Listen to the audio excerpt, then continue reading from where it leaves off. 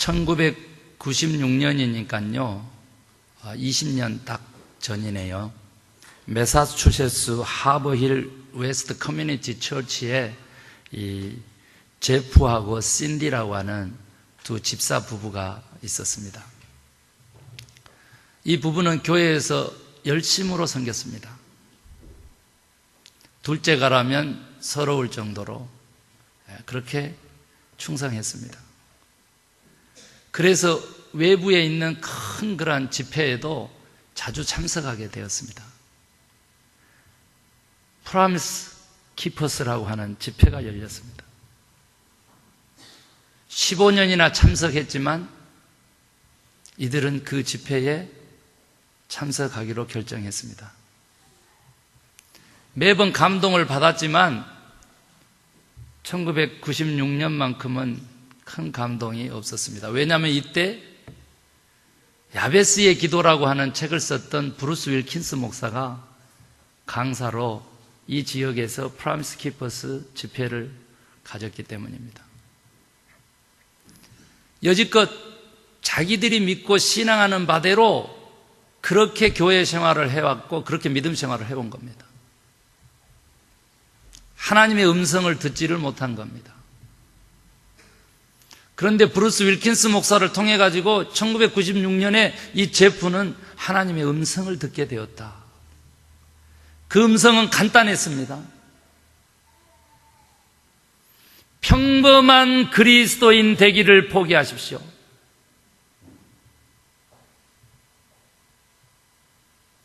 생활의 안정을 위한 신앙을 포기하시고 내가 하나님의 사람인 것을 나타낼 수 있는 삶을 선택하십시오. 천둥처럼 들려왔다고 그랬습니다.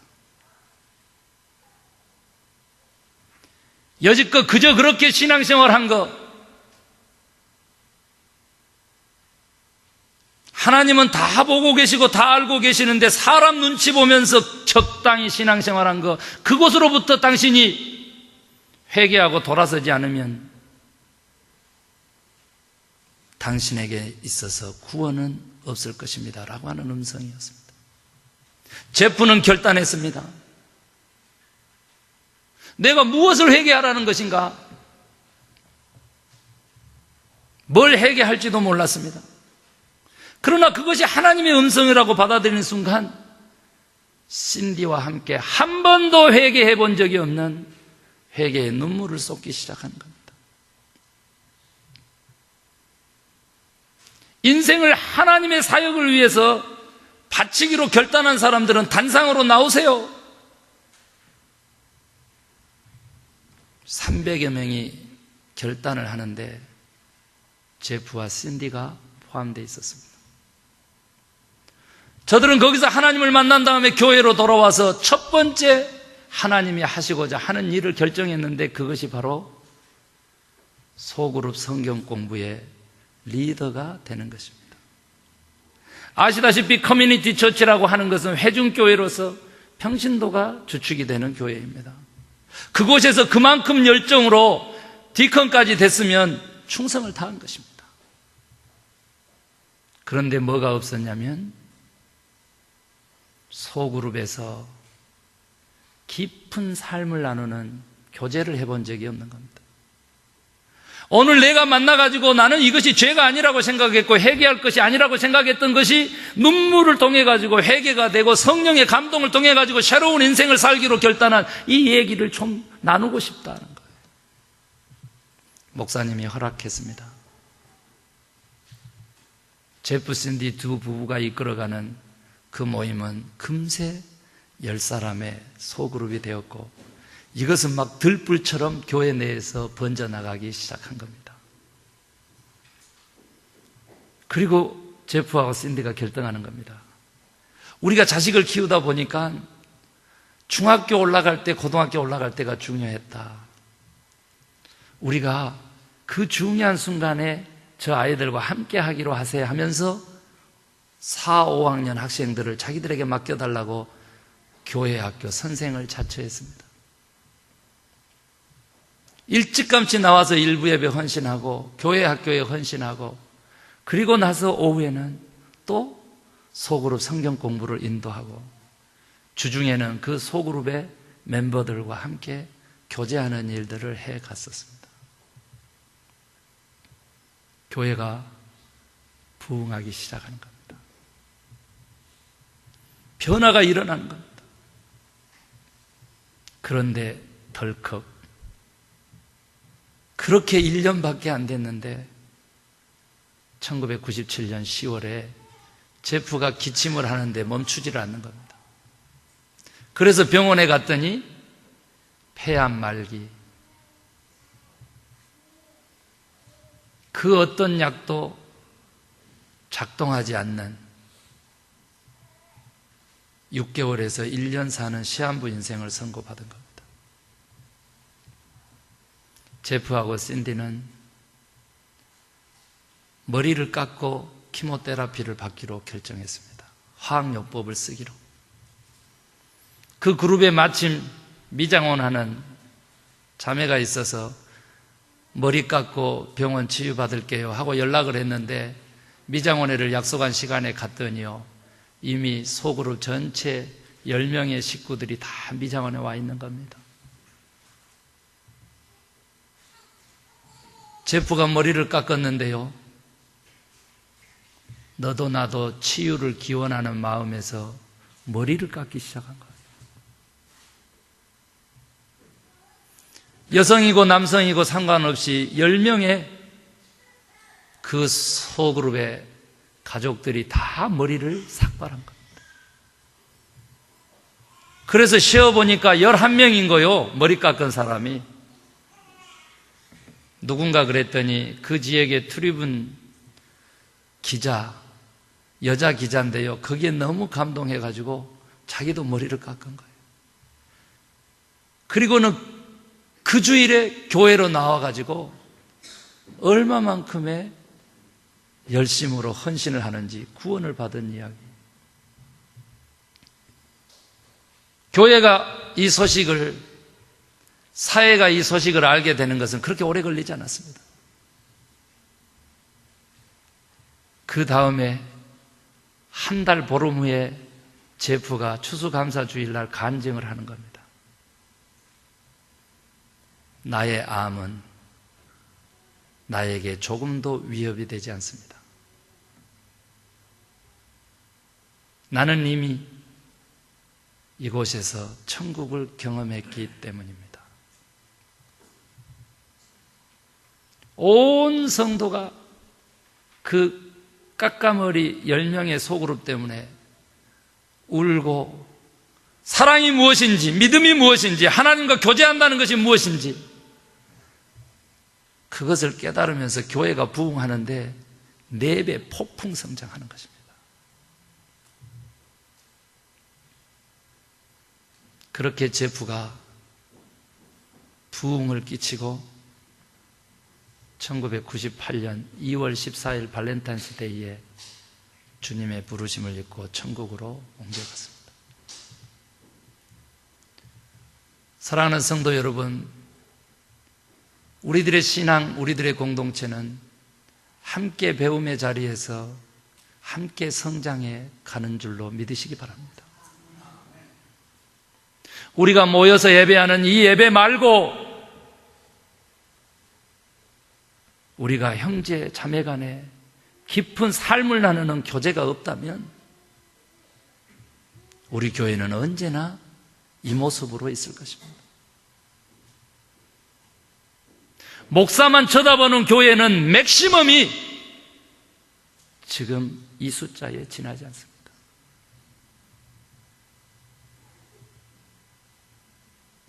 우리가 작은 목자가 되고 작은 평신도 목사가 될 때 우리 교회가 부흥할 뿐만 아니라 우리들의 삶이, 우리들의 영혼의 영성이 변화를 받게 될 걸로 저는 그렇게 믿습니다.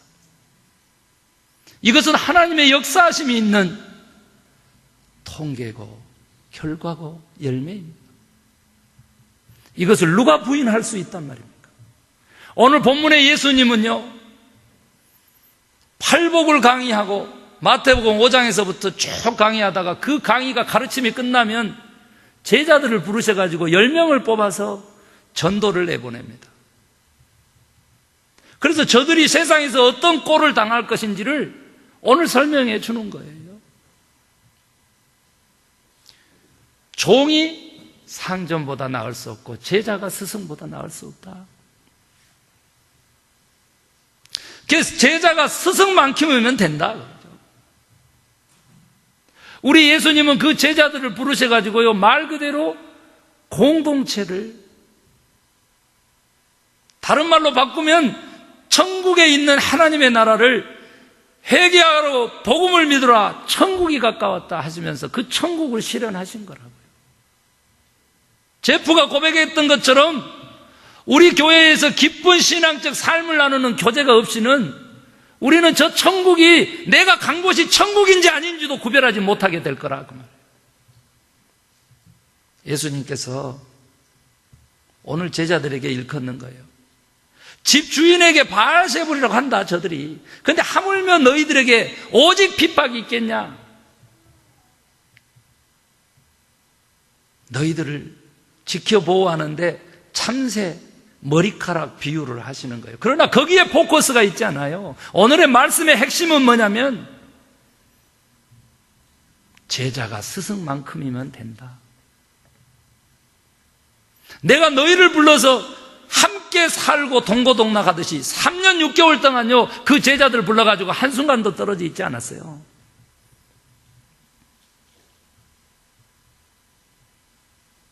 그 삶이 없이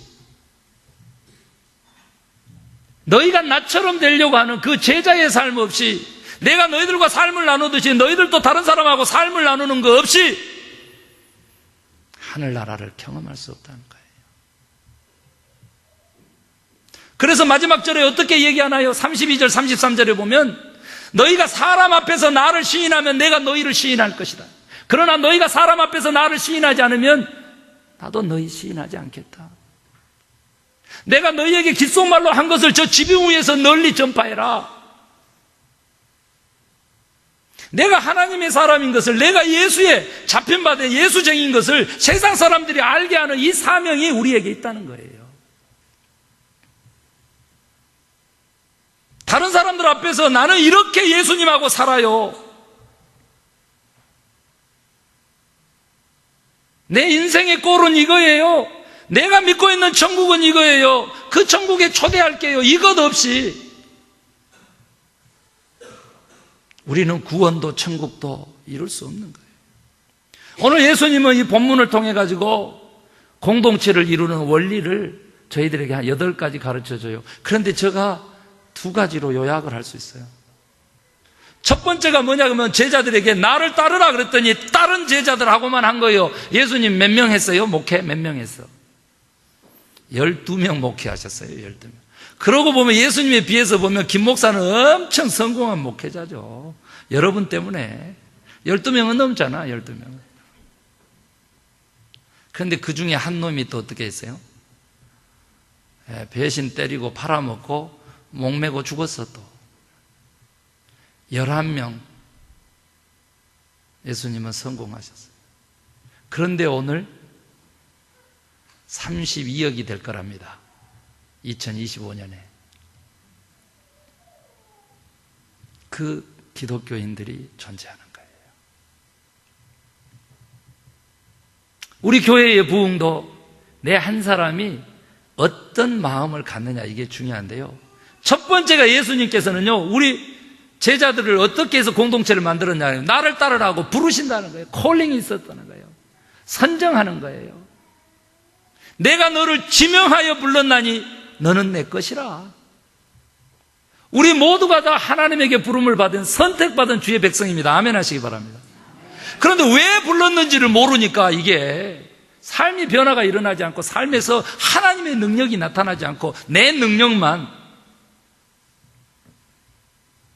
하나님이 왜 불렀느냐 그러면요 나하고의 관계를 다른 사람에게 폭로해 주라고.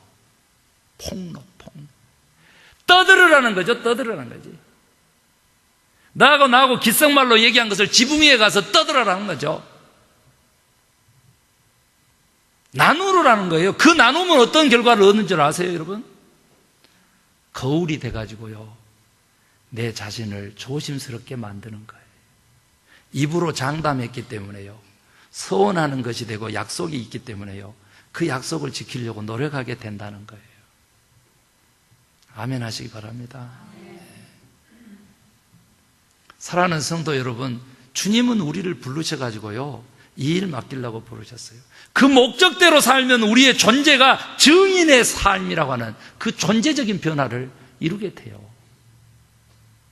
하늘나라의 증인, 예수쟁이, 예수꾼이 되고 하나님의 아들, 딸들, 상속자들이 되는 줄로 믿으시기 바랍니다.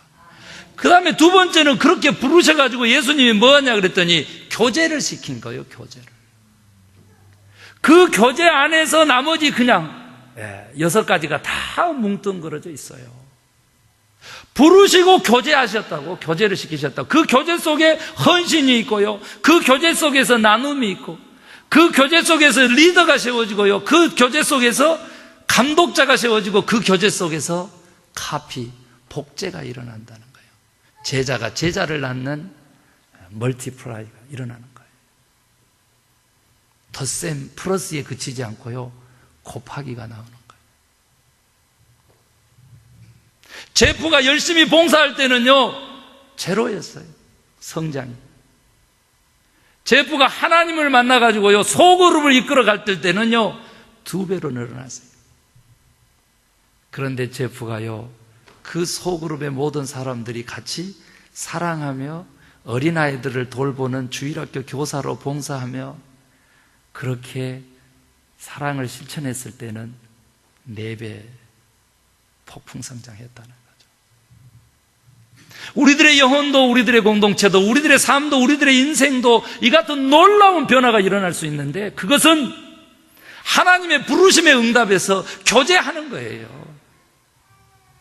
내가 지난 1주간 누구하고 무엇을 했는지 한번 살펴보세요. 오늘은 누구하고 무엇을 할 것이며, 오늘 한 주간은 누구하고 무엇을 할 것인가? 그 속에 과연 예수 얘기가 있는가? 하나님 나라 얘기가 있는가? 내 믿음 얘기가 있는가? 하나님의 관계성 속에서 내가 경험했던, 체험했던 그 간증거리가 있는가? 그 말이죠. 그것 없이 우리 인생, 우리의 신앙, 우리의 교회 성장 없습니다. 하나님의 저 최고의 관심은 하나님과의 관계를 우리가 다른 사람하고 나누는 데 있다는 거죠. 사랑하는 성도 여러분, 예수 공동체를 이루기 위해서 무엇이 방해거리인지 여러 가지가 있겠지만 3가지만 제가 요약해 왔어요. 우리가 그렇게 사랑의 공동체를 이뤄가지고 폭풍 성장할 수 있는데 무엇이 우리의 공동체를 그렇게 허물고 방해거리로 삼는가? 저 연구하고 또 읽었더니요, 첫 번째가 피상적인 관계래요. 옆 사람 보면서 사랑합니다 한번 하시기 바랍니다. 예, 그거죠. 예, 그거예요. 감사합니다. 예. 안녕하세요 한번 하시기 바랍니다. 안녕하세요. 안녕하세요. 네, 안녕하세요. 사랑합니다를 먼저 해놓고 안녕하세요를 나중에 하는 경우가 어디 있어요? 네. 집사님 반가워요. 권사님 잘 계셨어요?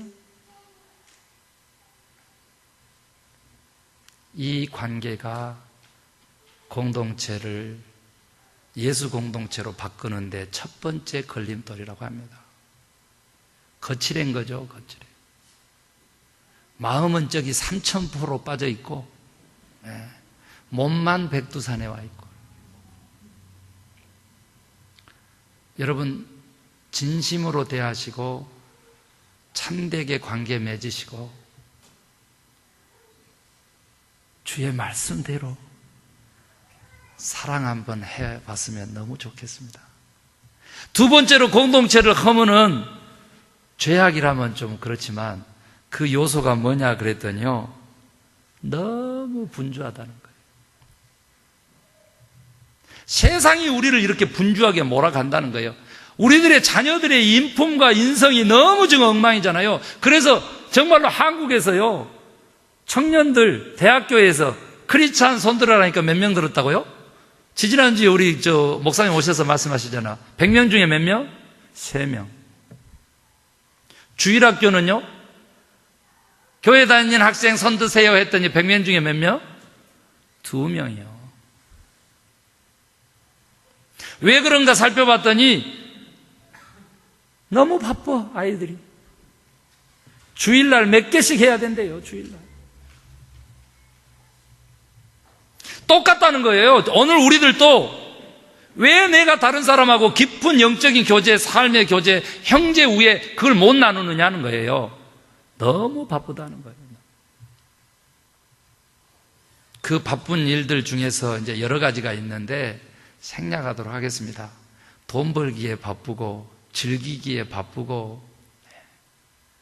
여러분 한국에서 아시죠? 옛날에 혼자 살면 외롭다, 이게 넘버원이었대요. 그런데 요즘은 혼자 살면 그러고 앙케이트 조사를 했더니 너무 편하다, 편하고 좋다, 이렇게. 완전히 무너져 가는 거예요. 지금 가족 해체 시대에 우리는 살아요. 그리고 사회성을 상실한 인격에 우리가 살아요. 그러면 어떻게 되는지 아시죠? 동물도 이렇게 안 해요. 동물도 인간이기 때문에 이렇게 하는 거예요. 하나님의 심판이 있을 거예요. 여러분, 우리 빨리 그 심판 전에 하나님의 나라 공동체성을 회복하는 저와 여러분 되십시다. 이 공동체를 또 방해하는 게 뭐냐고 그랬더니 우리 개인적으로 다른 사람이 모르는 중독증이 있다는 거예요. 중독증. 어떤 사람은 대화하다 보면요, 핑계하고 변명하는 중독에 걸려 있어요. 어떤 사람은 너무나 부인한테 의존해요. 부인한테. 어떤 사람은 부모한테 의존하고 어떤 사람은 자식한테 의존하고, 의존증이 또 너무 평배하고 완전히 중독되고 잡힌 바 되었거든요. 우리 주님이 오신 것은 죄로부터의 자유뿐만 아니라 세상의 모든 매인 것들로부터 자유케 하시려고 우리 주님이 오셨어요. 술의 중독, 도박 중독, 쾌락의 중독, 마약의 중독, 여러분 있죠? 그것이 생명과도 같은 천국을 이루는 공동체성을 방해한다는 거예요. 자꾸 숨는다는 거죠. 원죄가 그랬듯이 자꾸 숨는다는 것이죠. 가리운다는 것이죠. 포장한다는 것이죠. 그거 없어지려면 모든 묶인 것으로부터 이 시간 나사렛 예수의 이름으로 명하느니 자유할지어다.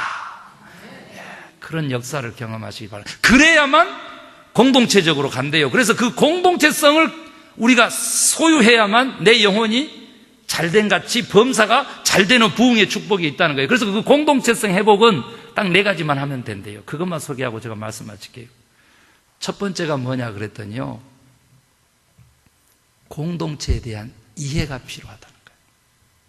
여러분, 우리가 셀 모임에서 제가 설명 많이 합니다. 3사람만 모여도요, 거기에는 리더 헌신된 자가 있어요. 그 다음에 2번째 따라주는 사람이 있어요. 3번째는 억지로 함께하는 소모적인 존재가 있어요. 우리 교회에도요, 내가 지금 현재 헌신된 자 리더로 서 있느냐, 따라주고 언젠가는 리더가 될 준비를 하고 있느냐, 아니면 소모적인 존재로서 내가 서 있느냐,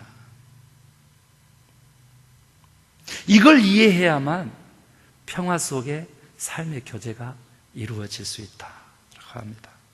여러분, 3사람만 모여도 그러니까 우리 공동체는 얼마나 더 하겠어요? 다 나처럼 되라고 하는 순간 우리는 삶을 나눌 수가 없어요. 다르기 때문에 틀렸다가 아니라 다르기 때문에 아름답다. 아멘 하시기 바랍니다.